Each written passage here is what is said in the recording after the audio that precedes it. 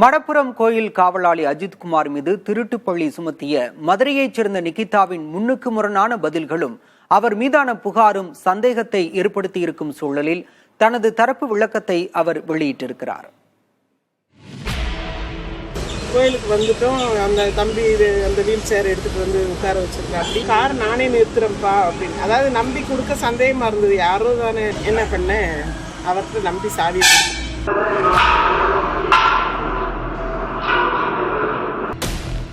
மதுரை திருமங்கலத்தைச் சேர்ந்த கல்லூரி பேராசிரியரான நிகிதா தனது தாயுடன் கடந்த 28ஆம் தேதி திருப்புவனம் அடுத்த மடப்புரம் கோயிலுக்கு சாமி தரிசனம் செய்ய சென்ற நிலையில் அவரின் காரில் இருந்த நகைகள் மாயமானதாக கூறப்படுகிறது.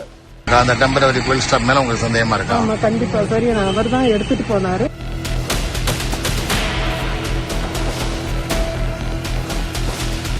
நகைகளை தனது காரை பார்க்கிங் செய்து வருவதாக கூறி சாவியை பெற்றுச் சென்ற அங்கு பணிபுரியும் கோயில் காவலாளியான அஜித்குமார் தான் திருடியதாகவும் நிகிதா தரப்பில் தெரிவிக்கப்பட்ட சூழலில் காவல் விசாரணைக்கு அழைத்துச் செல்லப்பட்ட அஜித்குமார் காவலர்கள் கொடூரமாக தாக்கியதில் உயிரிழந்தார்.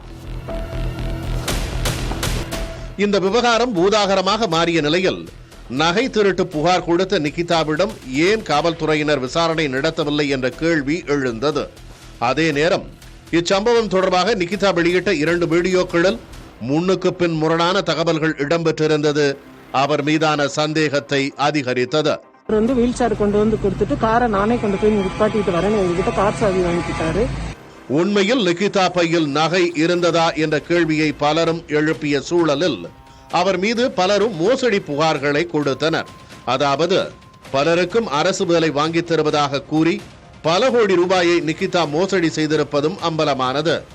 ஆசிரியர் பணி, சப் ரிஜிஸ்ட்ரார் பணி வாங்கி தரதா சொன்னாங்க. என் மருமகளுக்கு நூலகத்தில் வேலை வாங்கி தரேன்னு சொல்லி ஏமாற்றி 2 லட்ச ரூபா வாங்கினாங்க. சத்துணவு பொறுப்பாளர் வேலை வாங்கி தர சொன்னாங்க.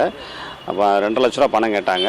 ஆசிரியர் வேலை வாங்கி தருவதாக சொல்லி என்கிட்ட வந்துட்டு 9 லட்ச ரூபா பேசி பணம் கட்டினாங்க. சந்தேகமும் சர்ச்சைகளும் சூழ்ந்து கொள்ள காவல்துறையினரின் சித்திரவதையில் உயிரிழந்த மடப்புரம் கோயில் காவலாளி அஜித்குமாரின் தாயிடம் மன்னிப்பு கோருவதாக நிகிதா ஆடியோ ஒன்றை வெளியிட்டுள்ளார். அதே சமயம் தன் மீதான மோசடி புகார்களையும் அவர் மறுத்துள்ளார். என்னை பொறுத்தளவுக்கு நான் அமைதியாக இருக்கேன்றக்காக நான் குற்றவாளி கிடையாது. கண்டிப்பாக நான் எந்த விதத்துலேயும் அந்த தம்பியோட இறப்புக்கு ரொம்ப வேதனை தெரிவிச்சுக்கிறேன். கம்ப்ளைண்ட் கொடுத்தேன், வீட்டுக்கு வந்துட்டேன். 2011 இவங்க சொல்கிறாங்க சம்பவம் நடந்ததா, வேலை வாங்கி தரேன்னு மோசடி பண்ணதா. ஸோ அந்த டைமில் இந்த பணத்தை வாங்கி யார்கிட்ட கொடுத்தேன், இல்லை இந்த பணம் வாங்கும்போது நான் இருந்தேன் நான் கூடையாவது, இல்லை என் கையில் கொடுத்தேன்னு சொல்கிறது மிகப்பெரிய அவதூறு. இவ்வாறான நிலையில் அஜித்குமார் கொலை வழக்கு தொடர்பாக விசாரணை நடத்தி வரும் மதுரை மாவட்ட நீதிபதி ஜான் சுந்தர்லால் முன்பு ஆஜராக நிகிதாவுக்கு சம்மன் அனுப்பப்பட்ட நிலையில் அவர் இதுவரை ஆஜராகி தனது தரப்பு விளக்கத்தை அளிக்கவில்லை என தெரிவிக்கப்பட்டுள்ளது.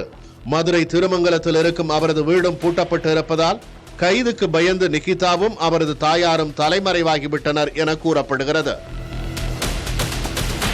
புதிய தலைமுறைக்காக செய்தியாளர்கள் பிரசன்னா, சுபாஷ் மற்றும் ஆனந்தன். மடப்புரம் கோயில் காவலாளி அஜித்குமார் கொலை வழக்கில் காவல்துறை உயர் அதிகாரிகளுக்கும் தொடர்பு இருப்பதாக அவரது தரப்பு வழக்கறிஞர் கணேஷ்குமார் குற்றம் சாட்டியுள்ளார். மடப்புரம் கோயில் காவலாளி அஜித்குமார் கொலை வழக்கில் நகை திருட்டு குறித்து புகார் அளித்த நிகிதா காவல் அதிகாரிகளுடன் பேசிய ஆடியோ உயர்நீதிமன்ற மதுரை அமர்வில் சமர்ப்பிக்கப்பட்டுள்ளது. நிகிதாவின் காரில் இருந்த நகைகள் காணாமல் போனது தொடர்பாகவே அஜித்குமாரை காவல்துறையினர் தாக்கியுள்ளனர். இந்த வழக்கில் நகை திருட்டு தொடர்பாக நிகிதா எந்தெந்த காவல் அதிகாரிகளுடன் பேசினார் என்பது குறித்த ஆடியோ விவரங்கள் உயர்நீதிமன்ற மதுரை அமர்வில் தாக்கல் செய்யப்பட்டுள்ளது. சிவகங்கை மாவட்ட எஸ்பி, மானாமதுரை டிஎஸ்பி, காவல் ஆய்வாளர் ஆகியோரின் அலைபேசி ஆடியோ பதிவுகள் உயர்நீதிமன்றத்தில் சமர்ப்பிக்கப்பட்டுள்ளன. அதிகாரிகளுடைய பங்கு என்ன அப்படின்ற கேள்வி எழுந்தது. அந்த கேள்வி எழுந்ததுக்கு தான் கால் டீட்டெயில்ஸ் ரெக்கார்ட் பார்த்தா யார் யாருக்கு பேசியிருக்கிறாங்க, யார் எங்கே இருந்திருக்கிறாங்க அப்படின்ற விஷயங்களை நம்ம கேதர் பண்ண முடியுன்ற அடிப்படையில் நாங்கள் அக்யூஸ்டு, உயரதிகாரிகள், அப்புறம் நிகிதா இவங்களுடைய டீட்டெயிலெலாம் பார்த்தா நம்மளுக்கு தெரிய வரும் அப்படின்னு சொல்லி கேட்டிருந்தோம். அதன் அடிப்படையில் உரிய முறையில் ஏடிஎஸ்பி சுகுமாரன் அவர்கள் தன்னிட்ட இருந்த எல்லா சாட்சியங்கள் ஆதாரங்களையும் நீதிமன்றத்தில் வந்து சப்மிட் பண்ணியிருக்கிறாங்க. இன்ஸ்பெக்டர், டிஎஸ்பி, ஏடிஎஸ்பி, எஸ்பி 4 பேர் கேட்டோம். ஏடிஎஸ்பி ஐஓ அவர் தவிர்த்து மற்ற எல்லாருக்கும் கால் டீட்டெயில்ஸ் ரெக்கார்டு வந்து கொடுத்துருக்குறாங்கன்னு நினைக்கிறேன். அஜித்குமாரின் மரணமே காவல்துறை விசாரணையில் நிகழும் கடைசி மரணமாக இருக்க வேண்டும் என்று தமிழ்நாடு பனைமர வாரிய தலைவர் எர்ணாவூர் நாராயணன் கூறியுள்ளார்.